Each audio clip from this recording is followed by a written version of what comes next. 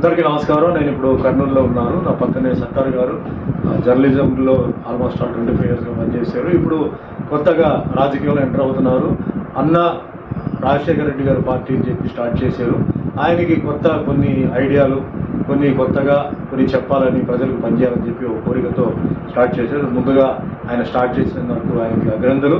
ఎవరైనా చేయవచ్చు, ఎవరైనా ఒక కొత్త పార్టీ స్టార్ట్ చేయవచ్చు, దీనికి తప్పేమీ లేదు. సో ముందుగా ఆయన ఒక మైనారిటీగా, ఒక ముస్లింగా ముందుకు రావడం, సో ముస్లిమ్స్ మైనారిటీస్ అందరూ కూడా ఆయన విషయంలో ఆలోచించి ఒక ముస్లిం మైనారిటీకి సపోర్ట్ చేయాలి. అదే మాదిరిగా మైనారిటీగా కాకుండా ప్రజలకి ఆయన రేపు స్పీచ్ల్లో, ఆయన మేనిఫెస్టోలో ఆయన ఏమేమి చెప్తున్నారో, ప్రస్తుతం రన్నింగ్ గవర్నమెంట్ కన్నా బెటర్గా ఇస్తున్నారా, లేదా ఆయనది సూచనలు ఏమిటి అనేది ఆయన చెప్తారు.